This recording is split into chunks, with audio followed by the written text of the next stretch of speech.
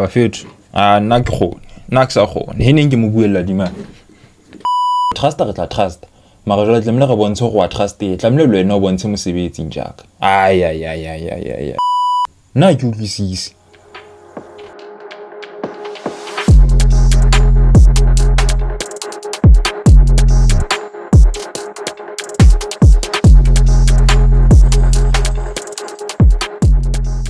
What's going on, people? Welcome back to League M for the match review. Brentford 2, Chelsea 2, and that really feels like more of a loss. I'm actually supposed to be, I don't know if I'm numb to it all, but I don't like this. I don't like the fact that I'm not animated right now. Like, I'm fuming, but you know, I cannot really express that at the moment. I'm just, you know, numb to it all. This was honestly up there with our worst performances of the season. I did say that, you know, it might be more of the same, again, given that it is Brentford.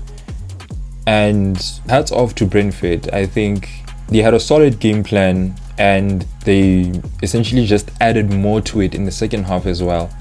And, you know, they reaped the rewards.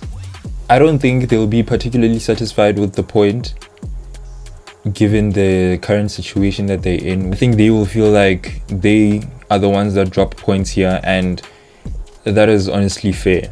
We started this first half shaky, as is the norm this season. This is something that we've seen every game, you know, always having to grow into the game.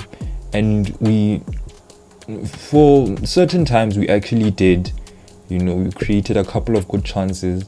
But at the same time, we had a few nervous moments. You know, the game plan from Brentford was very clear, was to essentially just sit back, you know, stay compact, close the spaces, you know, just to nullify our big operators to operate. You know, the likes of Palmer and Enzo.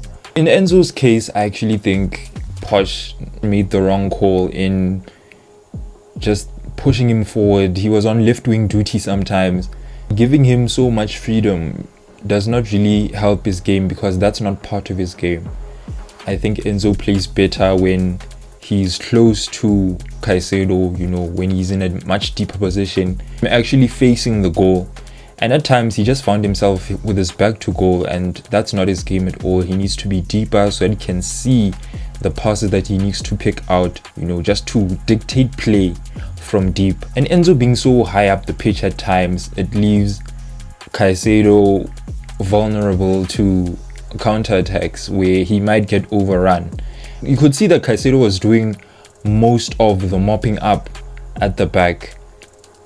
He was essentially just screening our entire half by himself. He cannot do all of that alone all the time. So that part of the setup, in my opinion, was very poor from Pochettino. I could also understand Pochettino playing with 3 centre-backs as well. I actually think we not more suited as such. I think the situation that we're currently in calls for it.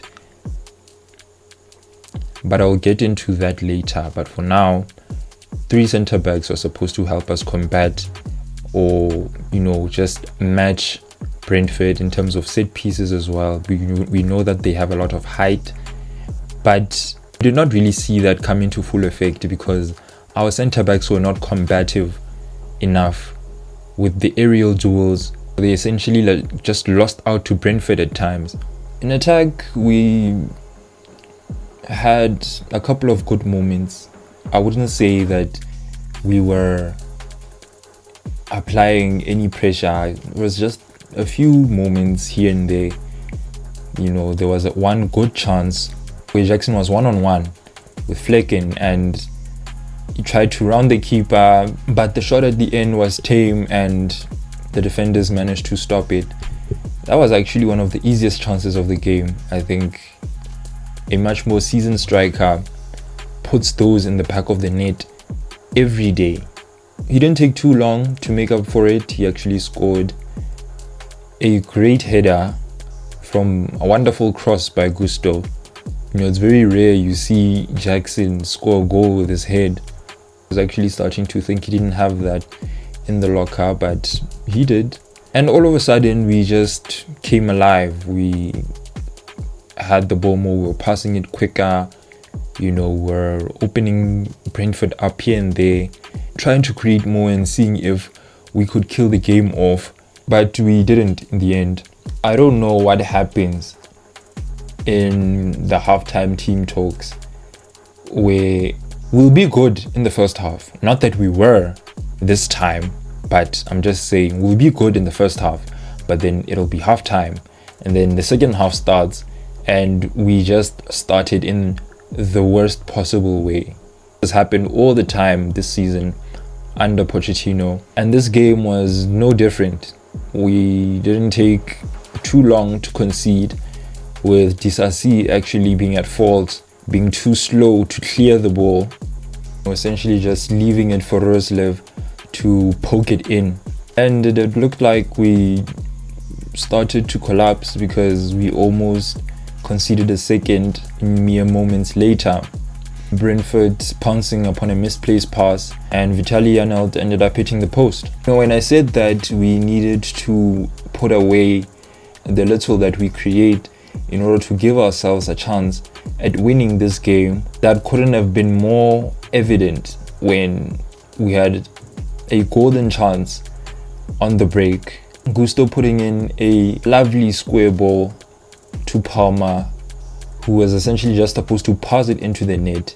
He passes it wide, and I feel like that was the chance that would have changed the complexion of the game and maybe made us a bit more comfortable again, because after that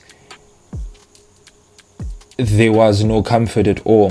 Brentford had started to tweak their game plan a bit, being as our centre backs were not combative with the air balls, couldn't deal with the crosses. That's actually how the second goal came. Johan Wissa essentially just unmarked in the box. Because we couldn't deal with the initial cross and just clear our lines, Wissa just found himself in space with the ball in the air and just finishing it off with a nice bicycle kick. What are you gonna do? And after that goal, some time went by and some subs were made. Modric came on, Sterling came on later, and then you could see that we were trying to get back in the front foot again. And my initial thought was that it was too late for us to start applying pressure now, whereas if we had applied it from jump, we could have maybe given ourselves a chance to win this game. And the pressure that we applied paid off eventually. We actually equalized with a thumping header by Disasi, and the comeback seemed like it might have been on, seeing as we were applying so much pressure. That goal did give us a bit of energy to want to apply some more pressure, but it was too little too late, and the game ended 2-2. I'm just gonna say that with every week that passes, every game that has been played, you start to see why this is the common call, for lack of a better term. Managerial appointment, that is not the only problem. The club has multiple problems. And when you see what is happening on the pitch, the fact that he does not make proactive changes, only reactive, the fact that